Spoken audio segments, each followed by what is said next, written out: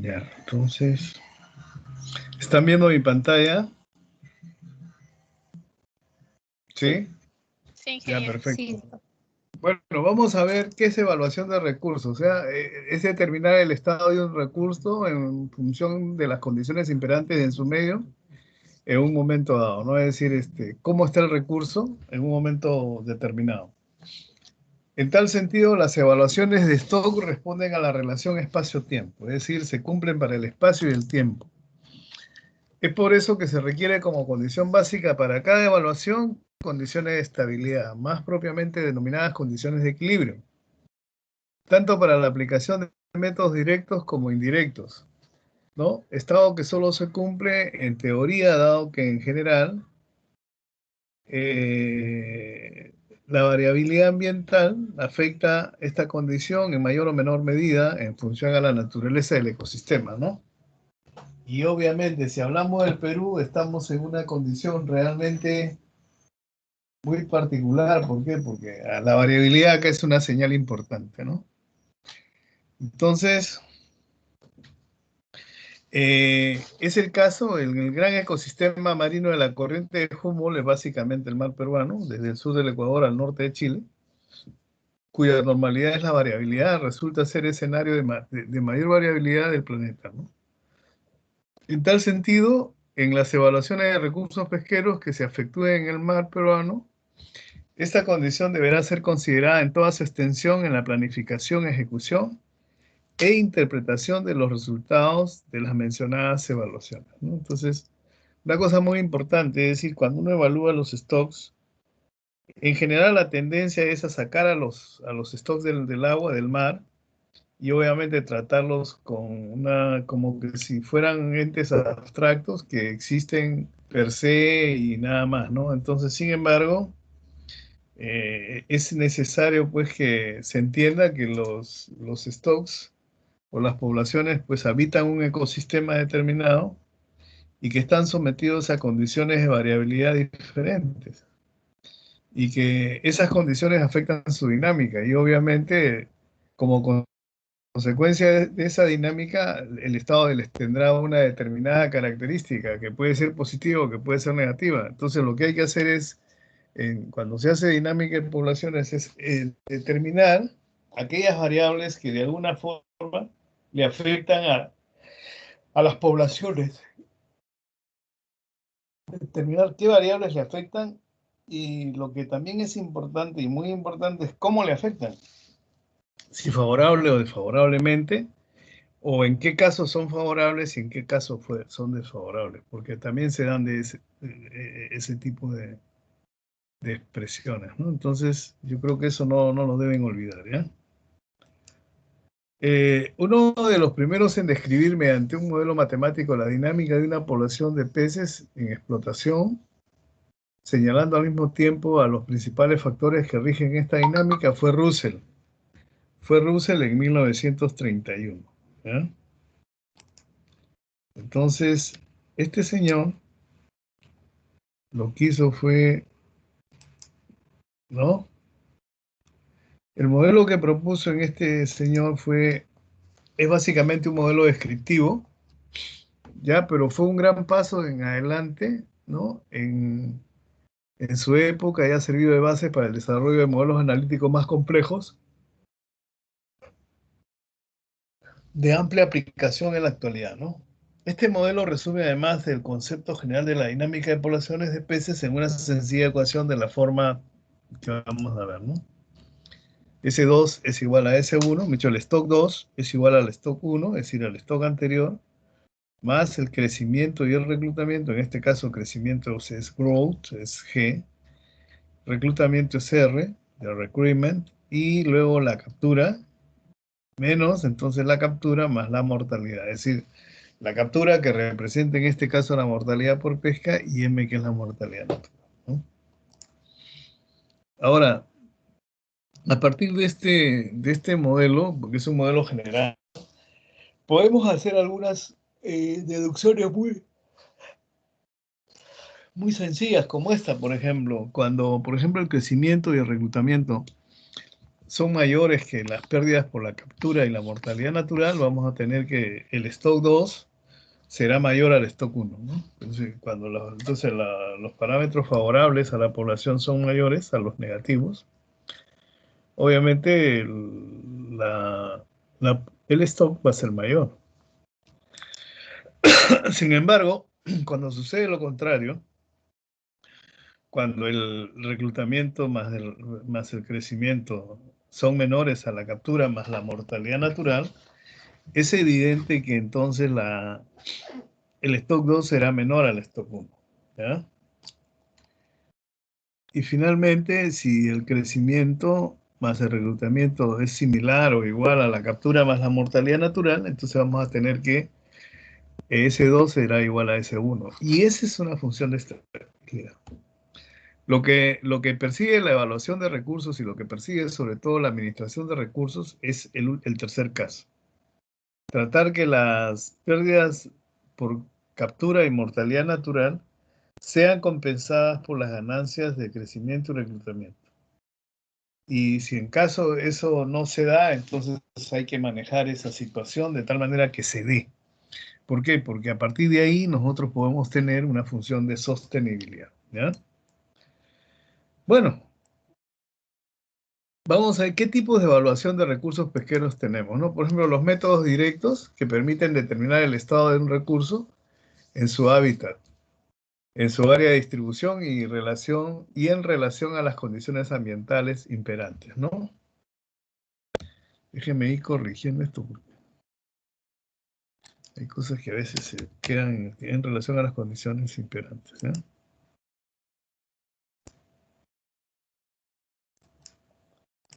Entonces, ¿cuáles son las condiciones básicas en general de todos los modelos? Primero, las condiciones de equilibrio, estabilidad. Segundo, que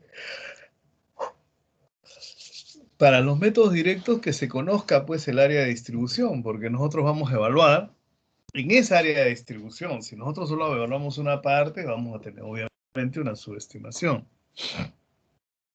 Luego también debiera conocerse o debe conocerse los patrones de distribución y abundancia, ¿ya?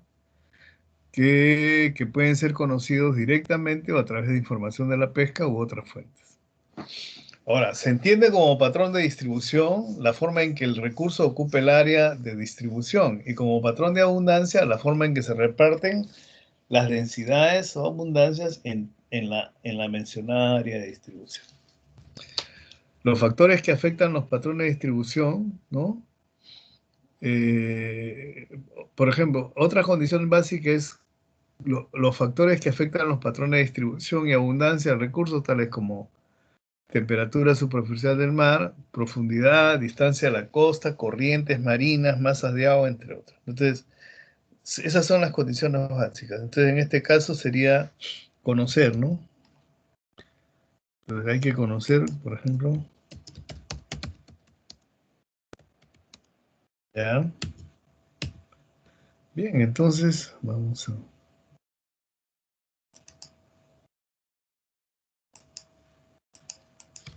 Ya. Bueno, ¿cuáles son los métodos directos, por ejemplo, en este caso, ¿no? Entre los métodos directos tenemos, por ejemplo, la determinación del potencial pesquero a través de producción primaria, ¿no? Es decir, inclusive eso se puede hacer por imágenes satelitales. Se mide la distribución primaria, la concentración, perdón, de la productividad primaria, y a partir de ahí se puede deducir cuáles son los más importantes caladeros y todo lo que fuera necesario, ¿no? Otro de los métodos es el método acústico, que es un método en el cual ustedes van a llevar prácticamente un curso o dos cursos y ya ahí ustedes van a... De hecho, que es un método muy importante, es un método que vale la pena conocerlo y sobre todo usarlo, ¿no? Y usarlo bien. Y ahí hay un experto que les va a enseñar, que en este caso es el ingeniero Gutiérrez, ¿no? Luego, el método de área barrida. Este método consiste en barrer algún espacio bajo un diseño de muestreo apropiado para determinar cuál es la abundancia en tal espacio, ¿no? Geográfico. Mejor dicho, el espacio es el área de distribución, ¿ya? Luego tenemos, por ejemplo, el método de eventos de pesca o éxitos de pesca. Es un método también directo mediante el cual en pescas sucesivas se va obteniendo datos de captura y captura por unidad de esfuerzo que son indicadores de la abundancia y al final se reconstruye, perdón, se estima cuál habría sido la población inicial a partir de las capturas que se obtienen, ¿no? De la captura por unidad de esfuerzo que se obtiene. ¿Ya? Otro método es el método de producción de huevos, que también es un método directo en el cual se mide la producción de huevos en el mar, ¿ya? Y claro, se sabe cuántos huevos pone una hembra. Naturalmente, al saber cuántos huevos pone una hembra, se hace la relación entre los huevos que hay en el mar y el número de huevos que produce una hembra y se puede estimar cuántas hembras han depositado esos huevos en el mar y según eso se puede tener el stock desovante. Luego, a partir de la proporción de machos y hembras, se saca la proporción de machos y al final se integra en esa es una población. Y luego ya, a partir de ahí, se sabe exactamente cuántas hembras reproductoras hay y cuántos machos reproductores, ¿no? Entonces, tenemos entonces una medición de lo que se llama el stock desovante. Ese es el método, ¿no? Otro método que también se emplea en este caso, bien, ahí básicamente con eso creo que terminamos los métodos directos. A ver, porque área barrida ya lo hemos visto. Ya hemos visto el área barrida. Ya está. Acústico, área barrida, claro, eventos y producción de voz. Otro método, no, yo creo que al final son los básicos. Claro, luego cuando trabajan con área barrida, probablemente ahí hayan algunas variantes, pero no es nada más ni nada menos que en el fondo área barrida, ¿ya? Ok, vamos para adelante. Dentro de los métodos indirectos, ahí vamos a encontrar que son métodos que determinan el estado de un stock a través de las capturas globales o estructurales y además empleando el esfuerzo de pesca desarrollado por las embarcaciones, ¿ya? ¿Cuáles son las condiciones básicas? Equilibrio otra vez, información de toda el área de distribución, además dependiendo del modelo a emplearse, esfuerzo de pesca, estructura por edades de las capturas, estructura por tallas de las capturas, parámetros de crecimiento, edad de reclutamiento T sub R y también edad a la primera captura T sub C, ¿ya? Ahora, dentro de los métodos indirectos tenemos, por ejemplo, los modelos globales de producción excedente o sintéticos. Estos son una familia de modelos que datan de la década de los 50, ¿ya? Finales de los 50. Entre de estos modelos tenemos el modelo de Sheffer, el modelo de Garrott y Fox, ¿ya? Y el modelo de Pelland Tomlinson. Además del modelo de Sirke y Caddy, ¿ya? Esto lo vamos a ver. Luego tenemos los modelos denominados analíticos o estructurales, donde tenemos al análisis de cohortes de Pope, el análisis de población virtual de Galland y el análisis de tallas de Jones. Luego tenemos los modelos de contingente dinámico, entre los cuales podemos mencionar a la relación stock-reclutamiento, el modelo de rendimiento por recluta, y prognosis de población y capturas a partir de esos modelos, ¿ya? Vamos acá, hay un espacio que hay que corregir, y ahora sí. ¿Ya? Bien, entonces, ok, ahora, ¿qué involucra la evaluación de stock o la evaluación de poblaciones? Básicamente, involucra responder a esas preguntas, ¿no? ¿Qué o cuál? Y dónde se ubica, ¿no? ¿Qué o cuál está referido a la identificación de recursos? Y cuando hablamos de la identificación, no solamente nos estamos refiriendo a la identificación de especie, sino también de población, a qué unidad de stock, qué unidad poblacional integra, o inclusive qué unidad de stock, porque pueden haber varias poblaciones. de una misma especie y también inclusive varios stocks de una misma especie. Entonces hay que determinar eso. Y también hay que determinar dónde se ubica, es decir, determinar su distribución espacial. Y también cómo está localizada y cuáles son sus variaciones y el porqué de las variaciones, ¿no? Porque a veces resulta que ser variaciones. ¿No? Ay, disculpen. ¿Y dónde se ubica, no? Entonces, determinar la distribución espacial, la localización y las variaciones de esta distribución derivadas de la dinámica ambiental en la cual se encuentra el recurso, ¿ya?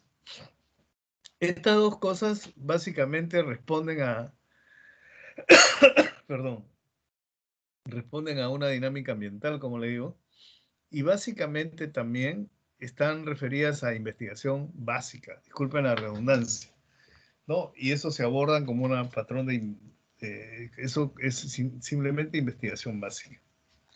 Ahora bien, luego hay preguntas que responder como ¿cuánto hay o cuánto existe? Creo que es mejor cuánto existe para que no se interprete mal, porque ahora esa palabra cuánto hay es un poco... ¿Cuánto existe? Es la palabra más adecuada. Entonces, en el cuánto existe hay que responder a esa palabra, ¿no? A esa pregunta. ¿Cuánto existe, no? Y ese cuánto existe significa ya, ¿y cómo está? Entonces, dos preguntas claves. ¿Cuánto existe? ¿Cuánto hay? ¿Cuánto hay de existencia? Y luego, el cómo está. ¿Está bien o está mal? ¿Cómo está estructurado? ¿Son grandes? ¿Son hembras? ¿Son grandes? ¿Son chicos? ¿Son machos? ¿Son hembras? Etcétera, ¿eh? Y a eso le llamamos la evaluación poblacional.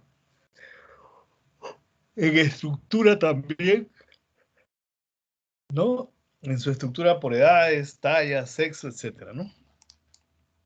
Bueno, y luego de ahí, bueno, derivamos un diagnóstico y a partir de ese diagnóstico se resuelve la otra pregunta. ¿Cuánto es posible extraer? ¿Cuánto se puede extraer?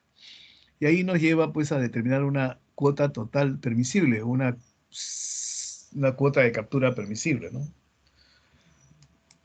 Y luego tenemos el cómo extraer, ¿no? Que eso se llama tecnología de extracción, selectividad y esas cosas. Y el para qué. El para qué ya es el destino, es consumo humano directo, consumo humano indirecto, ¿no? Luego tenemos proceso y mercado, ¿no? Entonces, toda esta parte corresponde a investigación aplicada, ¿ya? Bueno, y ahí estamos. Entonces, ok. Entonces, ¿cuánto existe? Vamos a tener que expresarlo como stock, tanto en número como en peso. Si es en número es población, también llamamos abundancia a eso, y si es en peso, biomasa. Luego, esa información nos permite saber cuánto extraer y a partir de ahí determinar lo que es la captura total permisible. ¿Ya?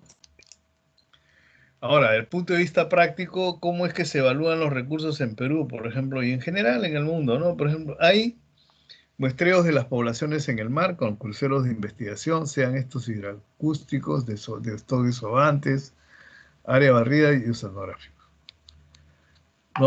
Y por otro lado, hay los muestreos de las capturas en lugares de desembarque, en los puertos. Y a eso es a través de un plan de seguimiento de pesquerías, de recursos pelágicos, demersales, costeros e invertebrados. Luego eso integra toda esta información. ¿Cuáles son? Características ambientales, composición por especies, distribución y concentración, estructura por tallas y edades, biomasas, mortalidad por pesca, captura y esfuerzo pesquero. De tal manera que podemos tener también indicadores de abundancia como la captura por unidad de esfuerzo. De eso podemos proyectar, por ejemplo, lo que es la captura total permisible, ¿no? Aplicando modelos matemáticos que nos permiten arribar a eso, ¿no? Bueno, y acá está el sistema de evaluación de recursos pesqueros que usa el IMARPE. Y tienen acá, por ejemplo, la muestra, se obtiene de los muestreos de laboratorios que están a lo largo de la costa, de cruceros de evaluación y también marcación, que ya no se hace, pero bueno, también tiene que ver con eso. Y luego la muestra permite esta obtención de información. Acá tienen tallas, pesos, grasa, en fin, otolitos. Y así todos los detalles que ustedes puedan imaginarse, ¿no? Por ejemplo, ahí tienen contenido estomacal, edad y crecimiento, madurez y otros, ¿no? Entonces, luego, ese es a partir de los muestreos de los laboratorios, ¿no? Y eso va transcurriendo hacia, por ejemplo, hacia los modelos estructurales, ¿no? Hacia las relaciones de reclutamiento e interespecíficas y va llegando. Y todo va, por otro lado, también los cruceros de evaluación, tanto demersales, de costeros o pelágicos, ¿no? Y esos cruceros finalmente lo que hacen es también aportar información casi de la misma naturaleza, pero a veces más específica y más concreta. Y a partir de ahí también comienza una serie de acciones y procesos que van llevando todo, se conduce a lo que es, ¿no? Primero, determinar el diagnóstico, ¿ya? Y también se pueden hacer modelos que representen ese ecosistema. Y a partir de ahí, alternativas de explotación para el manejo. Básicamente, cuotas de captura, tamaños de malla, longitudes mínimas de captura, etcétera, etcétera, etcétera, ¿no? Entonces, prácticamente hay una serie de modelos, entonces yo les rogaría que ahí está, va a estar la separata, entonces ustedes puedan ver esto, ¿no?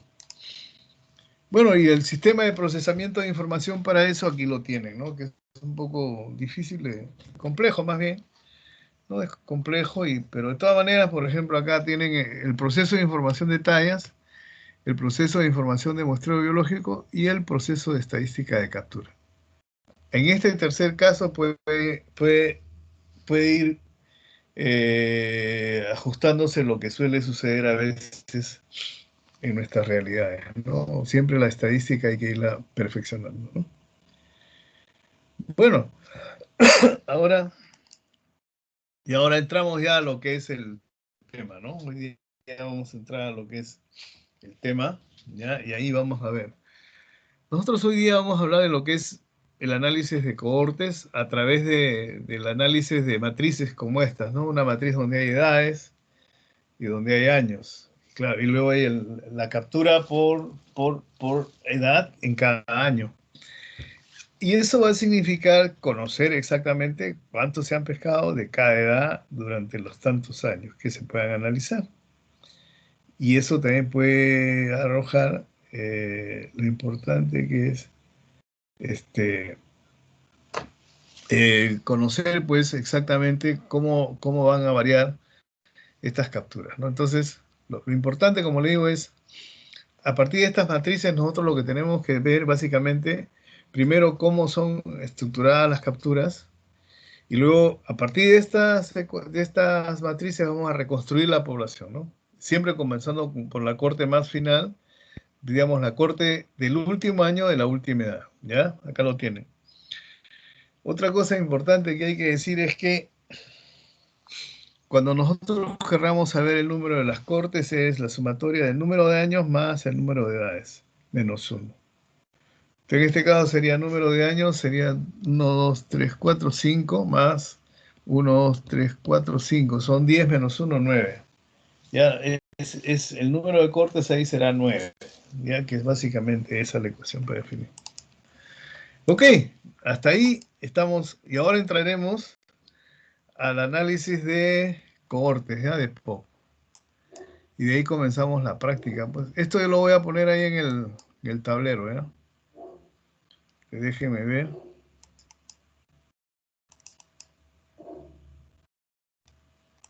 Ya está. Bueno, entonces ahora vamos a esto. Bueno, entre los modelos analíticos estructurales nosotros vamos a conocer el análisis de cohortes de POP, el análisis de población virtual de Galán y el análisis de tallas de Jones, ¿ya? Eso es lo que vamos a ver. Y acá tenemos, por ejemplo, cuando se produce en equilibrio, esta es la dinámica básicamente de una corte y de una población también. Entonces la población recibe alimento, produce huevos, y esos huevos van dándose la vuelta en el escenario hasta volver a la población como reclutas, ¿ya? Entonces hay un crecimiento natural que es en la fase larvaria, que generalmente es pelágica, pero a partir de ahí comienza ese crecimiento y obviamente hay una afectación ahí por mortalidad, en fin, que luego vamos a ver. ¿Ya? Entonces, y acá tienen ustedes cómo se va removiendo, ¿no? Las partes de la cohorte. Esa es una cohorte en la cual se han ido perdiendo, pues, partes de la misma por condiciones naturales, ¿no? En algunos casos puede ser también, bueno, en condiciones naturales y también derivados de la pesca, ¿no? Entonces ahí tenemos prácticamente cómo hay un decaimiento exponencial de una cohorte, ¿no? Y acá tenemos ya a más detalle, por ejemplo, la representación de lo que podría ser, por ejemplo, si esta es una especie que madura a los 3 años, obviamente a los 3 años tiene que poner huevos, ¿no? Y luego esos huevos van a reclutar como juveniles cuando sea pertinente, ¿no? En los meses posteriores. En esta figura pueden ustedes notar cómo están expresadas lo que son la mortalidad natural y lo que es la mortalidad por pesca, ¿no? Así es. Acá tienen otra forma de ver ese asunto también, ¿no? Y acá tienen otra forma, ¿no?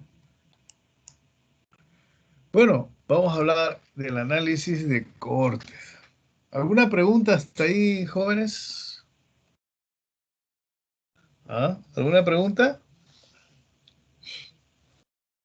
No hay pregunta. Perfecto. Yo creo que en la práctica voy a explicar esta parte de los modelos, ¿ya? Si tienen preguntas, si no, suspendemos y nos quedamos con el primer grupo, salvo que todos quieran quedarse ahora, no sé. A ver, ¿cuál es el primer grupo? Marina. Sí, doctora. Ahí Acá está. mandé. Acá está. El primer grupo es Olivera, Quijandría, Río Flores, Rugel, Tomás Estrada, Ugaz, Vargas Olivas, Bicharra Hidalgo y Jaime Emerson e Infante Sotiniano. Ya entonces ese grupo se queda y ahí vemos con los demás. Ya, salvo que quieran quedarse, no sé, pues, pero ya esa es comodidad de ustedes. Pero sí, eso sí hay que ponernos de acuerdo, ¿no? Ya, por favor. ¿Está bien?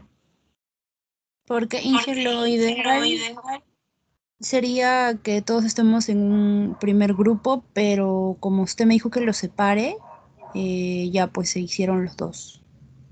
Quieren estar todos en un solo grupo y cerramos todo y nos podemos extender inclusive un poco más. Sí. Sí, esa, qué emoción, cómo se emociona